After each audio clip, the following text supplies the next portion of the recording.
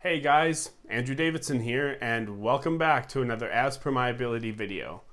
If you like what we do here at As Per My Ability, if you like our videos, if you like our content, or just if you like board games in general, please do us a favor, comment, like, subscribe, hit the little bell so that you get notifications when we post new videos.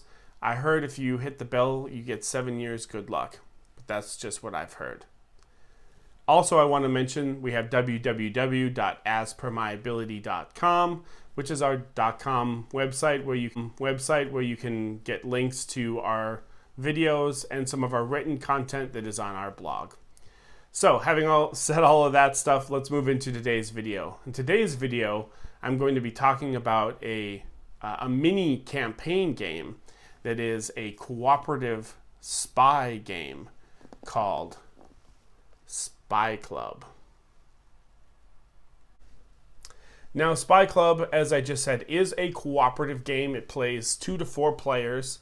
It is a standalone game, meaning you can just play it just one game, one iteration, and just keep playing the iteration. But really what I'm here to talk about and what I want to sort of review or at least expose the audience to is that it is a mini campaign game.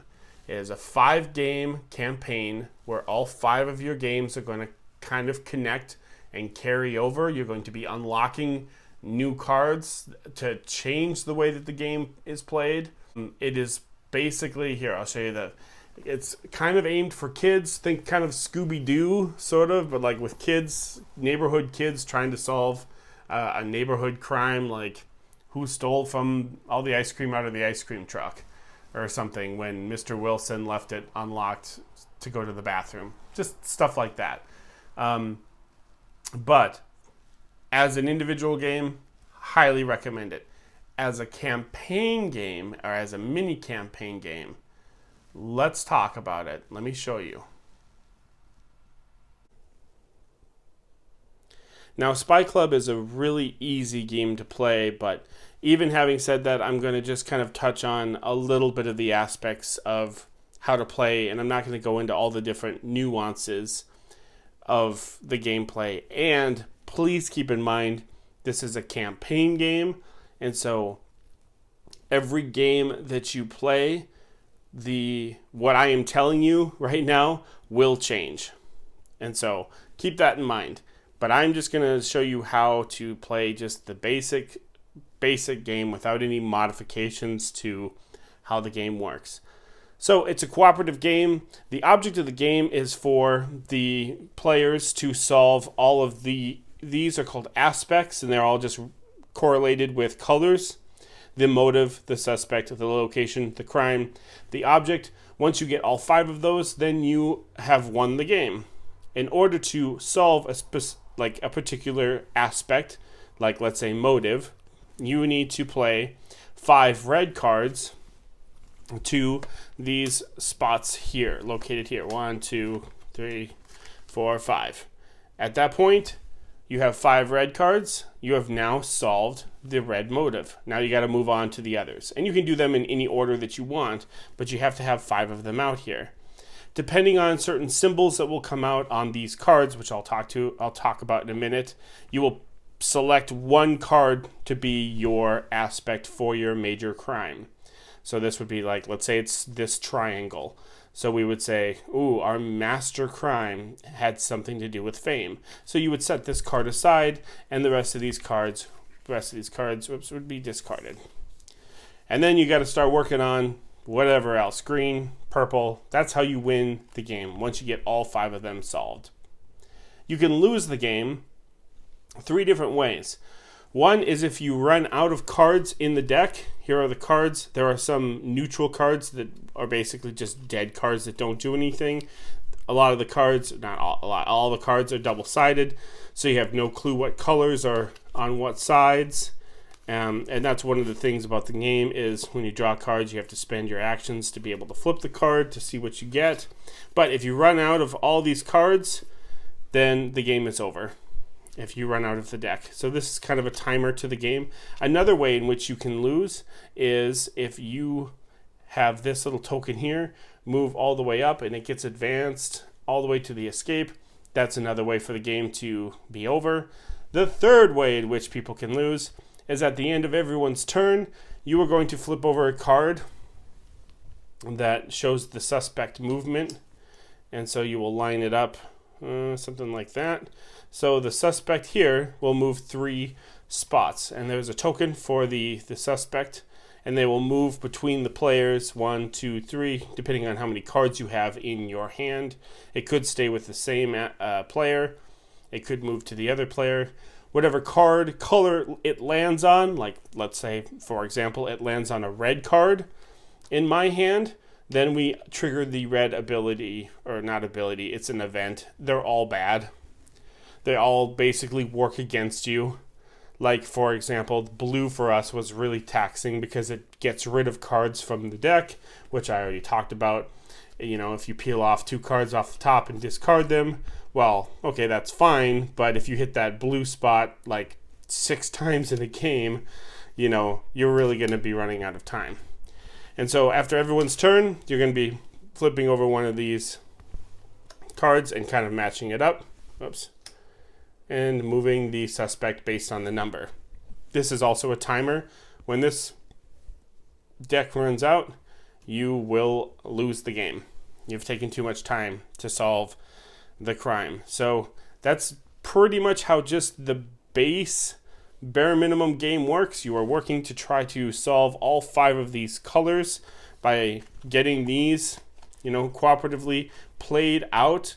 Each player has 3 actions on their turn where they can either draw cards from the deck, they can flip a card to the other side to see what color it is, or they can use an action to take a card from their tableau. I know I said hand earlier, but it's a tableau. You play it on the table, and you would take an action to move a card up there. And that's essentially the game.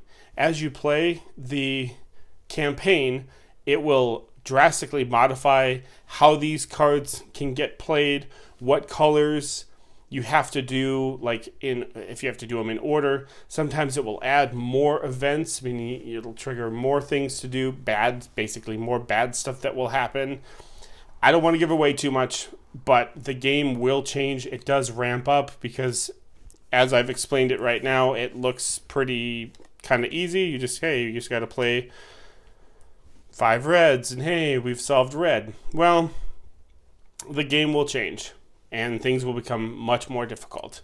One thing I do want to point out is in the box here, if you can see, these are campaign decks, and there's almost 200 cards of campaign decks that you will unlock cards. I'll try not to spoil too much, but you will unlock new cards that will kind of show you new things and new people that you will meet and new ways to play the game. There are almost 200 cards here, and we've only seen about a dozen.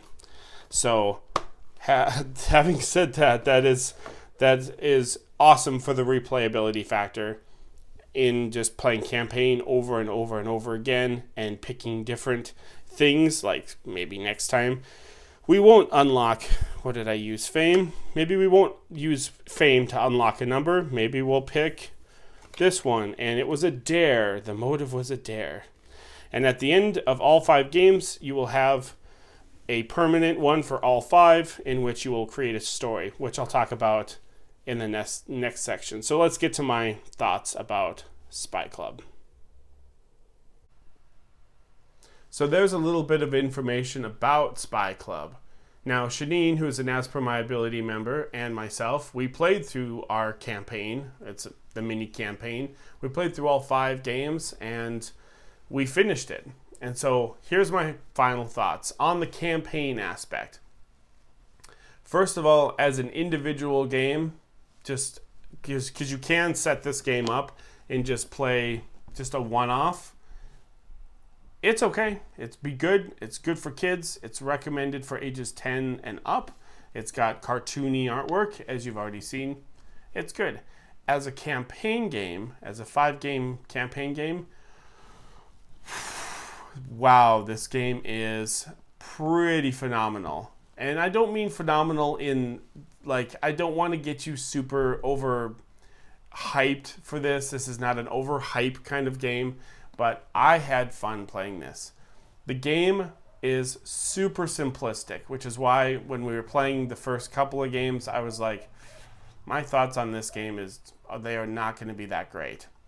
But as you unlock things, depending on how your game goes, depending on which aspects you solve, if you solve all of them, if you solve one of them, you could record them, which you then flip to the book, which will give you a number that will unlock a card that will change how your game plays. For example, and I am not considering this a spoiler because there are almost 200 cards, like a legacy deck cards in the box, and we probably only saw about a dozen out of 200 cards. And so this is not much of a spoiler, but one of ours involved a cake. The object had to do with a cake. And so the next game, basically the cake unlocked card 121 or whatever, which unlocked card 47 and card 36. And so then our next game that we played was like a cakewalk game. If you guys are familiar with cakewalks, where like they play music, and when the music stops, whatever cake you're in front of. And so it basically mimicked that mechanism. Now it's not an actual cakewalk because it's a spy game, right? It's kids trying to figure out, being detectives. But it mimicked that idea of the criminal icon, or not icon, the little miniature moving around and having to be on certain colors when you solve certain cases. Just great. Just, you take a super simple game with very limited actions, and then you just kind of add it, and it's all kind of thematic. It all makes sense.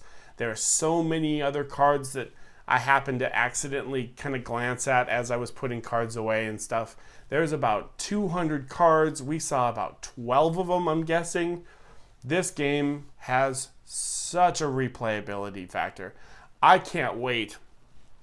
At the moment of recording this, we just finished our 5th game 2 nights ago, and I am ready to start over again at game number 1 because there are so much cards. There are so many cards in this that you just don't get to. And from what I've kind of accidentally looked at, some of it looks really exciting. But it's all based on the choices that you make, and it's all based on how you solve your aspects, basically what colors and what cards you pick, which unlock different cards, which lead your game to kind of play in different ways. It's absolutely fantastic. I enjoy Spy Club. I think it is one of the better games that I've played in a while. It's a 5-game campaign. It's not a huge commitment. All you got to do is play 5 games. Games don't last very long. Like I said, I played with Shanine, so a 2-player game was actually pretty short for us. They say it takes about 45 minutes. I'd say that's about right. 45 minutes to maybe an hour, depending on if you play with 4 players. But we played a 2-player game, and the game moved pretty fast. We didn't win all of the games. We won a majority of them. I believe we completely lost the final game. The game number 5 was, holy cow, it was super hard. But you know what? It was super fun. So I really enjoyed Spy Club. I recommend it to families out there. Like I said, it's for ages 10 and up. So if you've got 12, 13, 11-year-olds, whatever, it's a good family game. It's cool to unlock the cards. That's always fun to see new cards come out. New, I guess what they would call NPCs come out that you can use their special abilities to help mitigate the fact, because the game does kind of ramp up a little bit. Like I said, we didn't win every single game. It was not a cakewalk, especially the last game. Holy Moses. But it was really fun. So that's about all I have to say. I recommend this game for anyone that likes campaign games, anyone that likes cooperative games, and anyone that's got a family that would seem like their family and their kids would enjoy a spy kind of, like you all get to, pick your own characters and play. Kids, kind of like a Scooby-Doo feeling of who stole the ice cream from the ice cream truck. And so that's my review for the game. Now I want to add one more thing on to the tail end of this video. I know it's already gone on long enough, but at the end of your 5 games, you will have 5 aspects.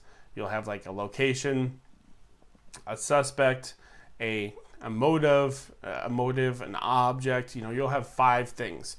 What the developers what they encourage players to do is that when you get to the end of your 5 games, is that you take your collective 5 aspects and you sit around the table and you kind of they say don't make a big deal out of it, make it silly. If it wants to be silly, be silly. If it wants to be serious, be serious.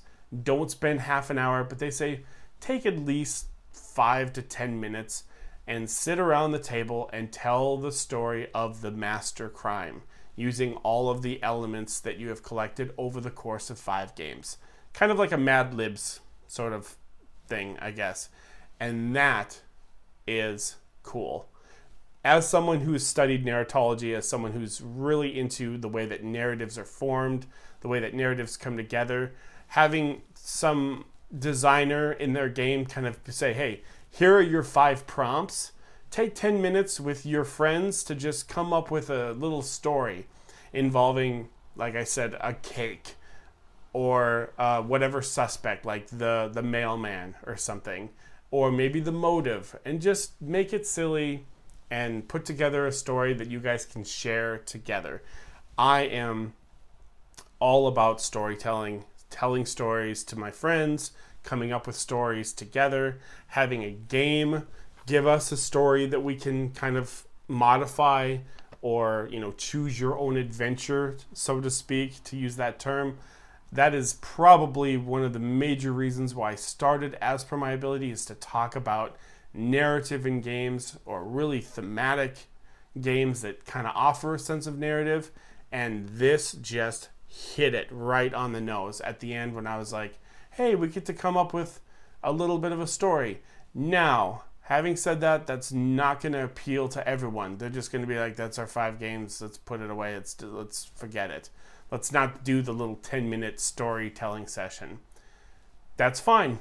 You don't have to. The game designers are like, cool beans, do whatever you want. But we encourage people to collaborate and come up with a story. So me being a bit of an amateur writer, I am going to be writing our story and putting it into a short story form, which will be on our blog within the next coming weeks. So we have our stuff that we got from playing this game, and then we put it into a story, and I'm going to be writing it out, and it's going to be called Wrong Place, Wrong Time, a Spy Club Story. And you'll be able to read our story on our blog.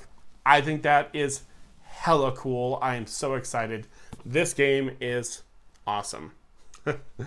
And so, yeah, that's all I have to say for Spy Club. 2 thumbs up. Go ahead and check it out if you like any of these things that I've talked about, like cooperation, storytelling, campaign, stuff like that. Please check out Spy Club. And that's it. That's all I have to say. So again, my name is Andrew Davidson, and I will see you guys all at the next video.